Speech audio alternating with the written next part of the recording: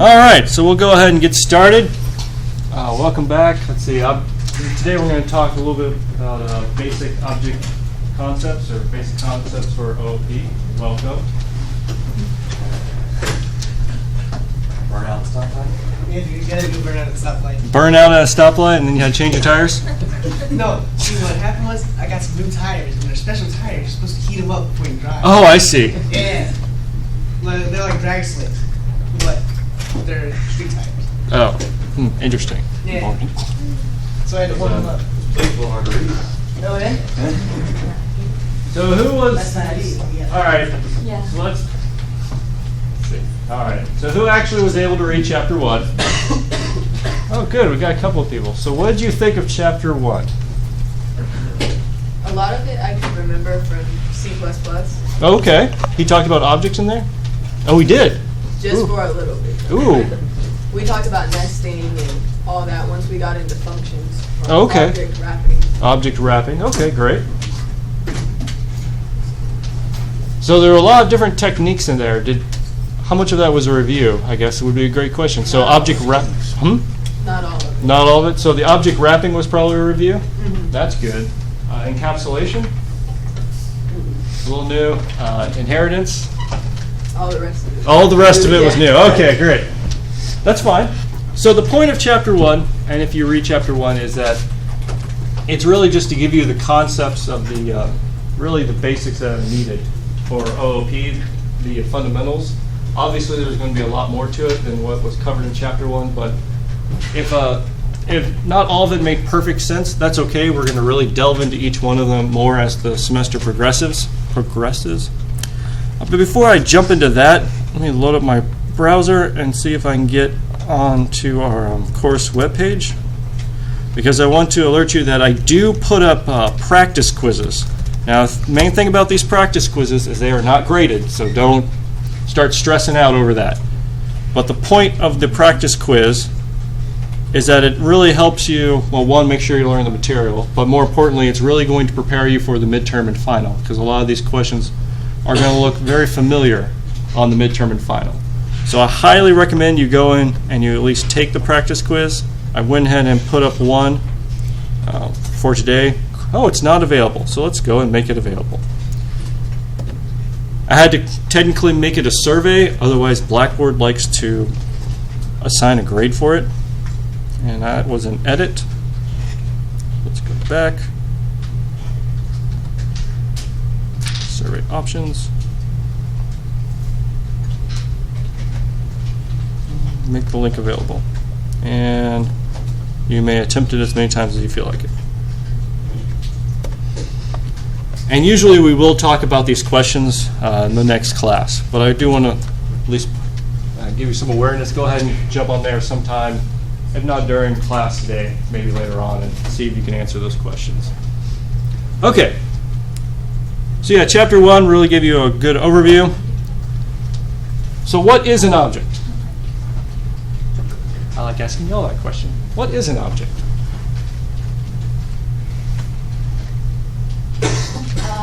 Anything that has like properties. Properties, yeah. So what type of properties? So if we had a class, it would have similar properties of the class, but it would be distinct in its own way. It'd be distinct in its own way. Okay. So what can be a property of a class or an object? Is that like attributes and methods? Yeah, attributes and methods. There we go. So an object on the most basic level is really just an entity that contains data and behavior. And this is really a key difference between talking about procedural programming and OOP. In procedural, you had your data, and then you'd have your functions, and your functions would operate on the data, and the data was kind of global-esque, so to speak. In OOP, it really enforces the fact that you're going to have data, and then you're going to have the methods that operate on that data contained in an object. So an object is really just the data and the associated set of functions that operate or manipulate that data.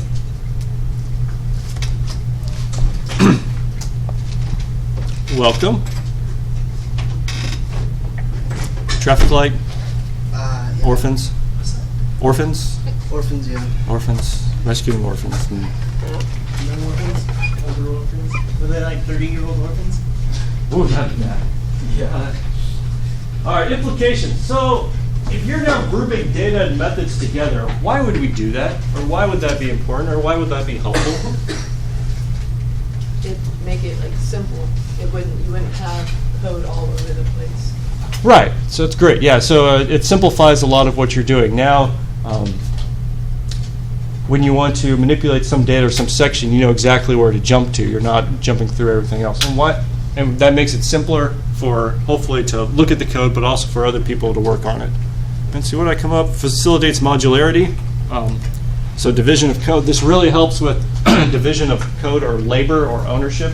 You work on this object, you work on that object, et cetera, et cetera. And that way someone actually owns the data per se, and you won't necessarily have someone else messing with it without them knowing. Also, it facilitates reuse because it's easier to manage these objects, manage objects in general. I'm just saying in general. That way, if you need to all of a sudden use this piece of code, you can just jump over and inherit the object real quick, as opposed to trying to keep track of the functions and methods.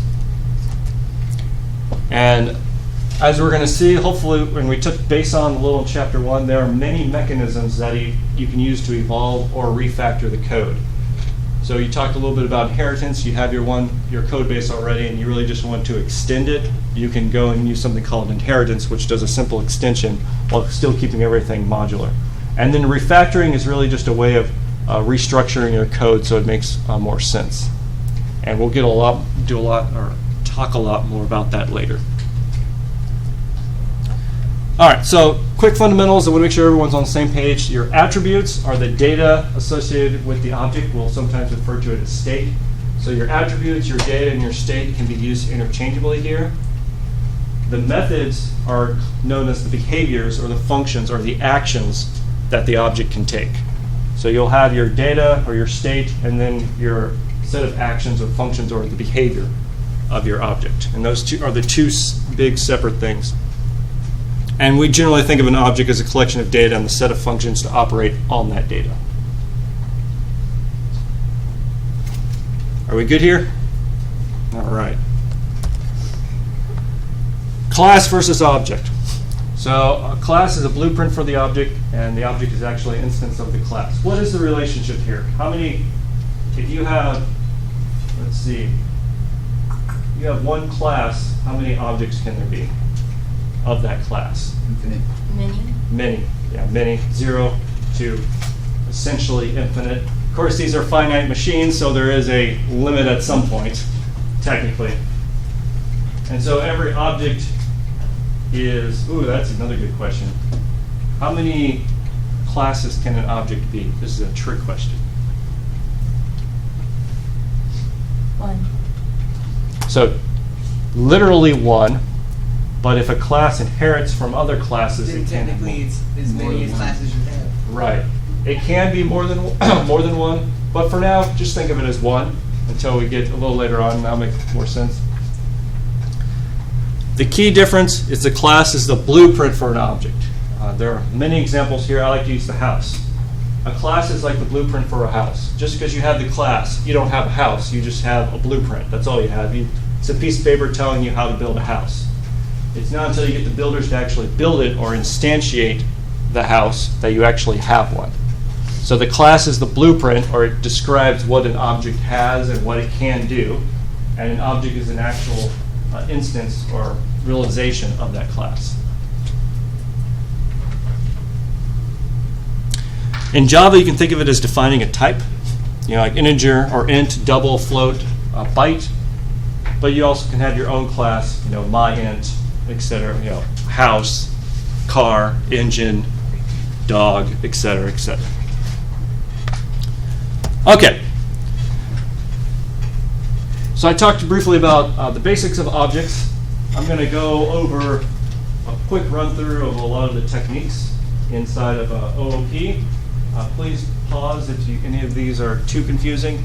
This is an overview. We're going to delve more into this as the semester progresses, but it's very important that you understand these concepts in general right now. So encapsulation, well, the details not pertinent to the use of the object should be hidden from other objects. In other words, the encapsulation, your object only shows up. Sorry, your object only shows how you interact with it. It doesn't. The object won't tell other people how it works internally, so to speak. So it's hiding its data, but you may have a couple of functions that are public if you want to interact with it. For example, let's see. You might have a car engine that you want to start and drive, but you don't care about, a car that you can start and drive, but you don't care about how the engine, what the engine is, how the engine works, et cetera, et cetera. So the engine is encapsulated inside the car. Why would we do this? To keep people from messing things up. Yeah, so first off, keep people from messing things up. Right, so it would protect your code from other people jumping in and manipulating it. That's a good reason. Any others? To prevent the code from being used in a situation, I guess, where it's not needed.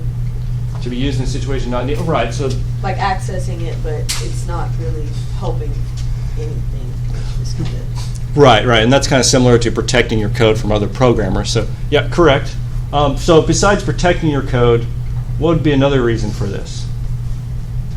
Think of the car example. You step into the car, you use it, you don't care how the engine works. So it makes it easier to work. Yeah, you just need to go where you, yeah. You don't care about how you get there. So when you think about using a car, you only need to think about the interface to the car. You don't need to think about how everything's working underneath. So there's a level of abstraction here. I just need to know how to use the steering wheel, pedals.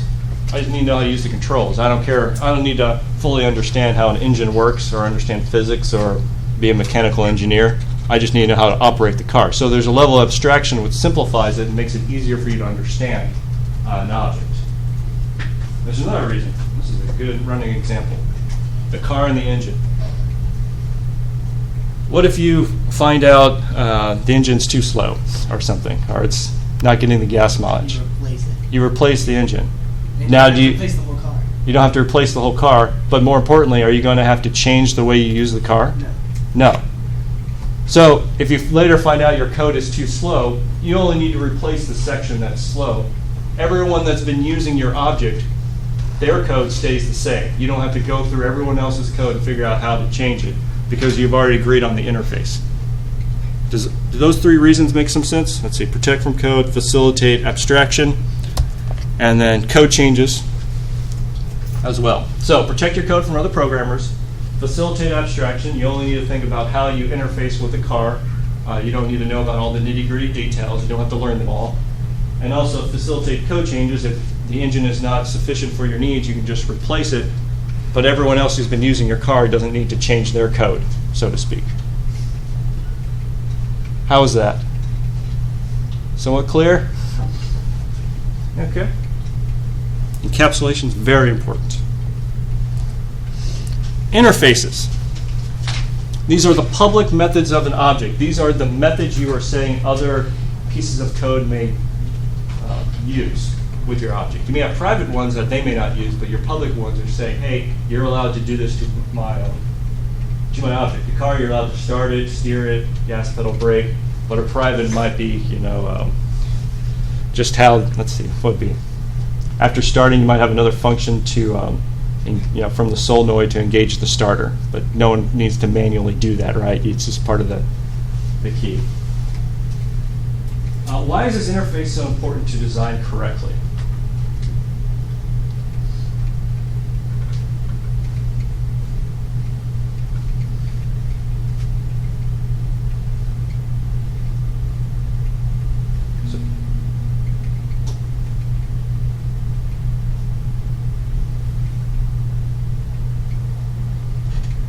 Because it might be hard to understand for the users if it's not. Okay, yeah, so you want it to be as simple as possible. Correct. I like that.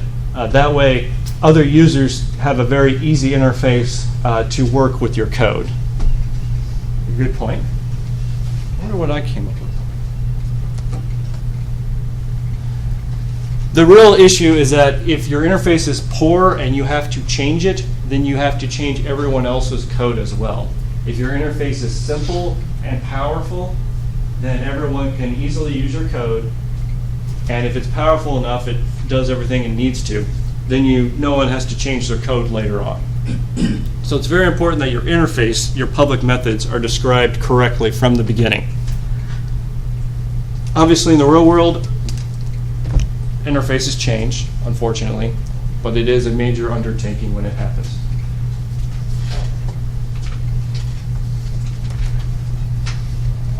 All right, inheritance. That's when you take one class to inherit methods and data of another. What was the example in the book? Dogs and cats. Dogs and cats are mammals. Now let's go jump over to a quick picture. I think the picture they had in the book was great. Yeah, I don't have a marker. There we go. Did you not get a whole pack of markers last year? Semester?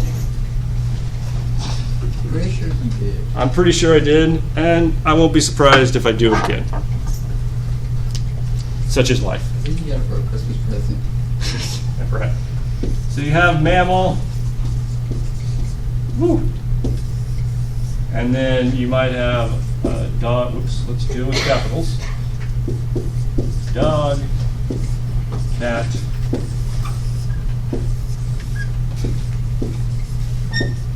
Okay. So, mammal. So can you read that? Okay, great. Oh, let's see what would be a good example here. So mammal might describe, what were it? Just like live birth, has, what are the other requirements? Produces milk. Produces milk, has hair, has fur of some sort. We'll say can make noise. How about that? Just add another one just for the fun of it. Since dog and cat have different noises they make. Or make sound. So mammal, yeah, it describes a couple of things that's true to all mammals, and then a dog would probably append it, maybe give you some sizes or whatnot. So you'd write your code for a mammal, and then when you wrote your dog, which inherited from mammal, what would dog have to have? Bark. Would you have to redefine, live birth or can produce milk? No, because it's already part of mammal. Why is that useful? Because that's probably like half your code right there. Right. So we're just using someone else's code that defined mammal and just extending it for our purposes. This is incredibly important because if someone else, Bob's he's already written the code, that's one thing, but he may have also tested the code, so it works, and it's probably gone through some revisions to ensure that the interfaces make sense, are simple, and are powerful. So Bob's already done a ton of work on his mammal object, so you don't want to reinvent the wheel or possibly mess up. Let's just use what he's already done, and as far as thoroughly tested, gone through revisions, made sure it's clean, and just add a couple of things that we want. So this is a really powerful tool for code reuse. Is that clear? All right. Inheritance is very powerful here. This is called an is-a relationship because if we have a dog object, it inherits from a mammal. Therefore, the dog is a mammal because we define as dog inheriting from a mammal. But since from our example, dog does not inherit from cat, dog is not. There is no is-a relation between dog and cat. Does is-a make sense here? Okay, great. All right, polymorphism, this can be a little confusing at first. The idea is literally taking many shapes. Why would we want to do this? Well, first think of, if you wrote a function that works for mammal from our picture, then you could also send it dog and cat, because since dog and cat is a mammal, it'll still function on those objects, even though it's technically a different object. So why would this be not nice or useful?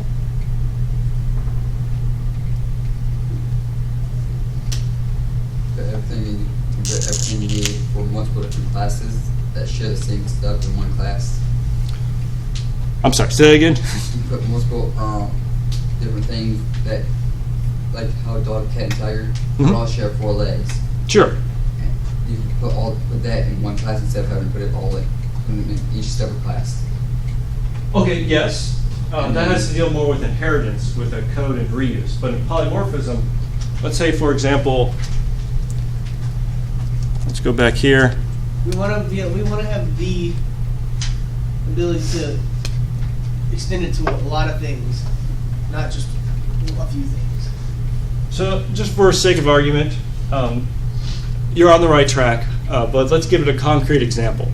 So if we had a function called reproduce, we'll say it creates a mammal, and you have to pass it two mammals, the male and the female, male and mammal female.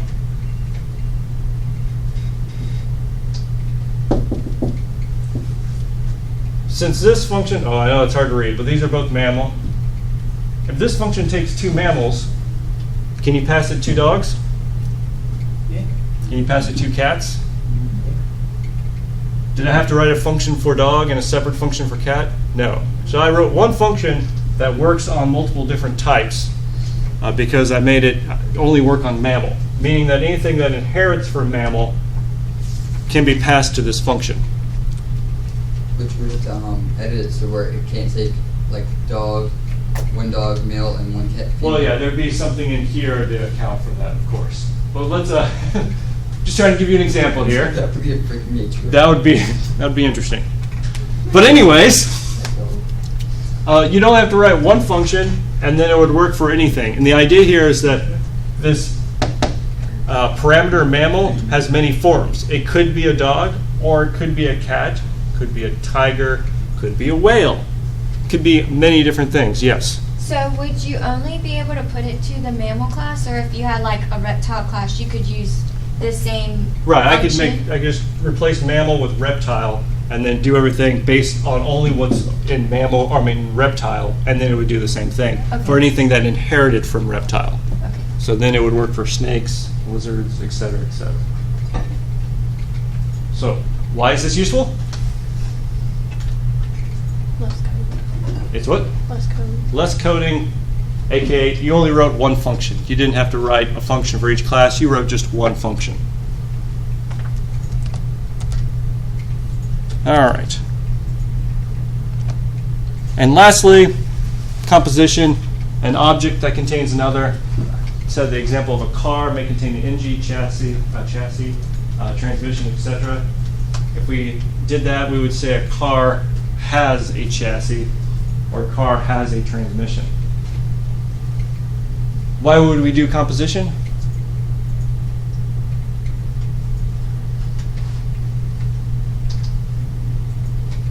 Because you can't say car is an engine or engine is a car, like it's... Right, so we wouldn't use inheritance here. That doesn't make any sense. But why wouldn't we just have one car object that has all the engine, chassis, Because all the... some cars they have different transmissions and different stuff, Right, so then why would we want to make that separate? so that you can differentiate. You can differentiate and change them out. So it's a way of dividing it out and allow you to hook in different things. I like this car example. You like the car example? It's helpful. You understand me? Has the car example been helpful as well? I hope so. Okay. So quick summary just on this section, because we're cruising right through it. Class is a blueprint for an object. Make sure you get that straight in your head. A class is a blueprint. It's not an actual object. It's just a blueprint telling you what an object will have when you instantiate or create it. An object, in the simplest terms, is a collection of data and its methods to operate on. Bless you. We have gone over a lot of fundamental OOP concepts, and we've stuck to being very abstract now, but I just want to make sure these concepts are concrete because I've had a lot of trouble teaching them. We're going to definitely delve more into it later. All right, any questions on this? That was a great 25 minutes breezing through chapter 1. Nope. All right. Your reading, by the way, we have plenty more to do today, so don't think this is the end. Your reading will be for core Java for the impatient. So now we're going to switch over to the practical side of things, of actually creating and writing classes. Will be to read chapters 2, sections 1, 2, and 3. I'll give you the details. It will give you the details of some of what you read. Also, project ideas. Have you been thinking about any? What have you been thinking? I'll send you an email. You send me an email? Yeah, send me an email. Any other ideas? Tyler, you want to do a car simulation? Is that what you want? That sounds really difficult. But you have all this knowledge, right? Yeah, about cars, not about programming. Could you give us more examples on like the intensity of ones that people have done in the past?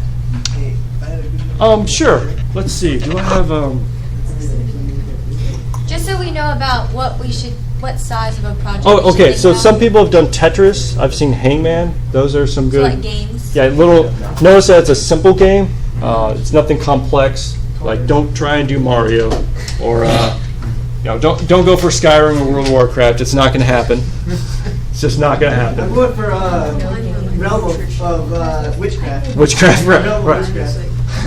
Well, it's not going to happen. I've seen text-based adventures, very simple point and click on certain objects, and it moves from one screen to another. Nice and simple, being able to delegate it out. I saw one person do a port scanner, comes up with a GUI, you put up some information, you run, scan this machine, and it comes back what ports are open, something along those lines. Let's see what would be another great example. I've seen so many. Someone implement an FTP client as well. You want to log into this machine, and then once you logged in, it would present the files. You could copy some files to and from your machine to the machine up there. So Did it work? did it work? That one, not all of it worked, but they got the connection going, which was good. So the point should be to do something that will work. Sure. Because the grade's going to be if it works or not. If the grade's going to be the grade, that's a great question. The grade, there will be many factors going into your final grade. If your project is too hard, I'm obviously not going to expect you to finish it. But if it is easy, you should probably get it done. So keep that in mind. But also, you don't want to fail at your project by the end of the semester. Please don't do that. So pick something fairly easy, but not ridiculous easy. Another one was someone had a grocery app, so they designed an application on Android that they could add groceries to and it'd keep the list internally, and then they could check it off as they went by. So something along those lines. Great question. Any others? Any ideas? I was thinking of doing like a body fat calculator. Okay, body fat calculator. All right. Or maybe some other health information calculation. Yeah, that'll work. That should work. Okay. You probably could get chess done as well if you wanted to, or checkers. Checkers. If we do checkers, we'd have to actually have like graphics. Can it just be like, Yeah, it looks like the old, Windows 95 style checkers. That's another good question. How many graphics design minors do we have? One? Major. Major or minors? Major or minors. So just one. Okay. Yeah, I've learned that whichever project you're on is far prettier than the other ones. But that's okay. I'm not grading programmers on how good they are at making things look good. That's not your job. It's to make it work. So yeah, if the graphics, were stolen from the internet and looked like it was made in the 90s, I'm not going to, deduct points. That's perfectly fine. I'll just cite them and be like, hey, this person. That's fine. When it comes to graphics, steal from the best. Give them the best, forget the rest. Yeah, just go. Well, it's education, so it's actually not stealing for whoever's actually listening, since it's educational purposes. Okay. Any other questions, comments? Okay. Let me go ahead and pause recording for now.